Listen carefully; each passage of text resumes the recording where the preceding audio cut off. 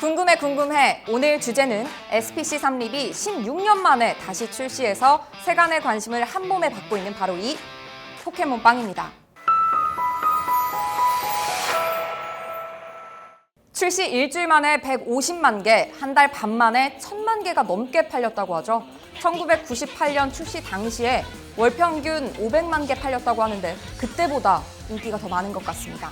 실제 이 포켓몬빵 사려고 대형마트 앞에 새벽부터 돗자리 깔고 텐트 치고 기다리는 풍경들 많이들 보셨죠? 가는 편의점마다 귀여운 피카츄 그림하고 함께 품절이다 이렇게 써있기도 하고요. 이거 반짝 추억몰이 하는 거 아닌가 했는데 지금 출시 2달이 되도록 열기가 식기는커녕 더 과열되는 양상이에요. 저도 한번 다녀와 봤는데요.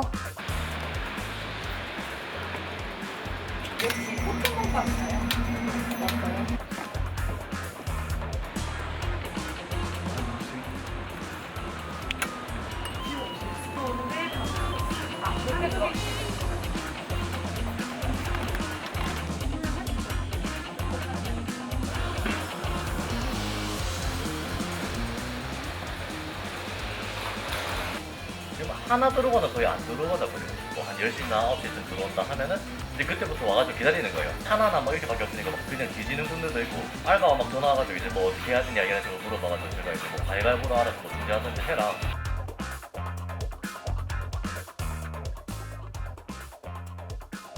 일곱 시에 왔어. 이게 세 번째. 저번 금요일하고 토요일날에 왔어. 빵 먹고 싶어서 스테이크 먹고 싶어서.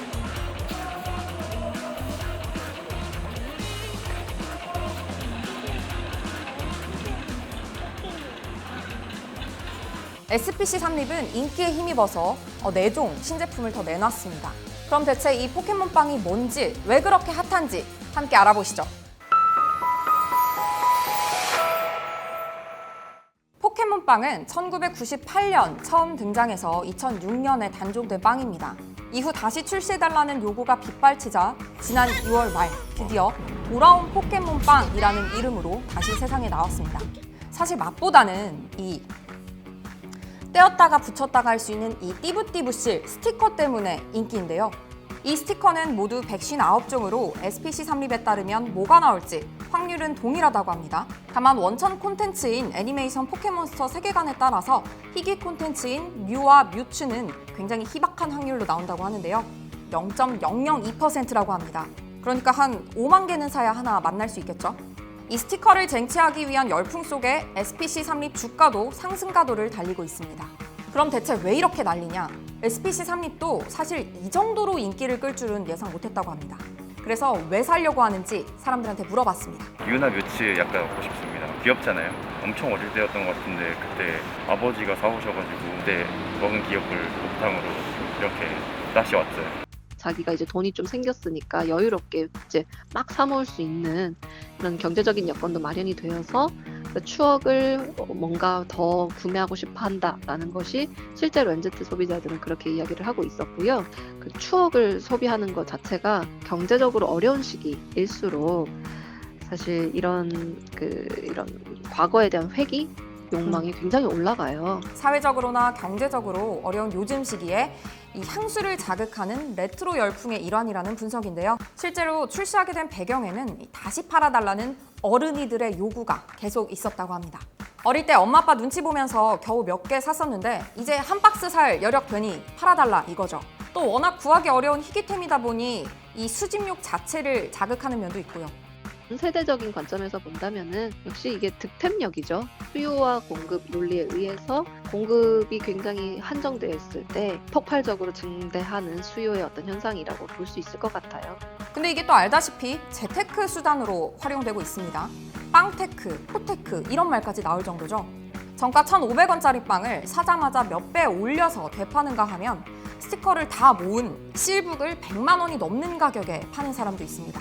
예전하고 달리 특히 이 리셀 플랫폼에 대한 접근성이 좋아졌잖아요.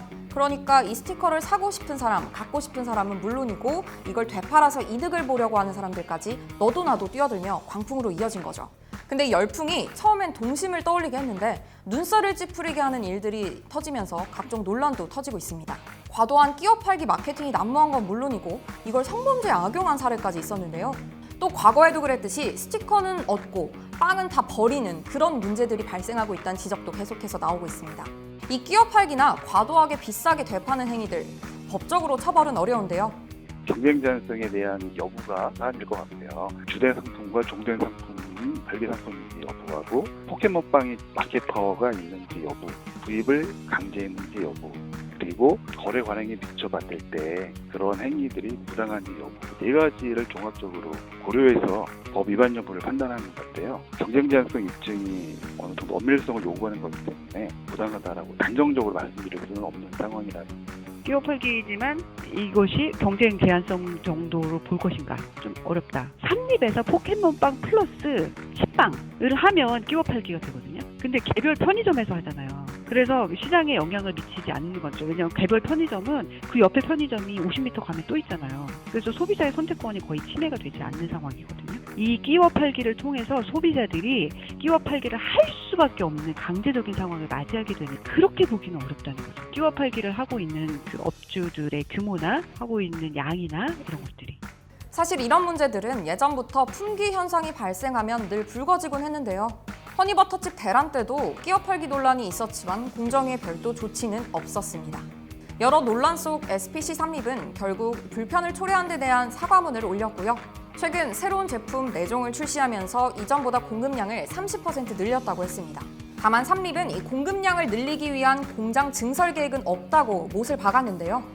공장 증설까지는 사실 아직 검토된 바는 없습니다. 다만 이번에 신제품이 출시된 것처럼 기존 포켓몬빵을 만들고 있지 않은 라인에서의 신제품 또한 검토가 되고 있고, 추가적으로 기존 제품들도 저희가 물량을 공급하고 확대하기 위해서 라인에 대한 설비를 개선한다든지 여러 가지의 방법을 통해서 조금이라도 물량을 더 많이 늘리기 위해서 노력하는 중입니다. 인기에 힘입어 설비를 늘렸다가 인기가 떨어져 낭패를 보게 되는 이른바 증설의 저주를 피하기 위한 전략으로 보입니다. 실제 2011년에 나온 꼬꼬면 다들 기억하시죠? 출시된 해에만 8천만 개 넘게 팔렸는데 500억 원 들여서 공장을 짓자마자 판매량이 뚝 떨어졌고요. 2014년 출시와 동시에 돌풍을 일으킨 허니버터칩도 출시 첫 해에만 200억 원, 이듬해에는 900억 원의 매출을 기록하더니 막상 혜태가 연매출 2천억 원을 기대하며 두 번째 공장을 짓자 인기가 식었습니다. 더욱이 포켓몬빵의 경우 포켓몬 코리아와 사용권 계약을 맺고 있는데 이 계약 기간이 1년 정도로 알려져 있어요. 계약 연장 여부도 확실하지 않다 보니 공장 증설 계획을 선뜻 세우기 어려운 거죠. 이 열풍이 당분간 지속되지 않을까 싶습니다. 자, 저는 그럼 이 0.002%의 확률을 뚫을 수 있을지 한번 까볼까요? 뜯어보겠습니다.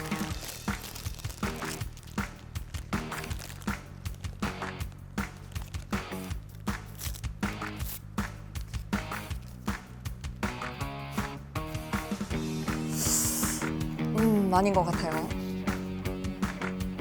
초면이네요.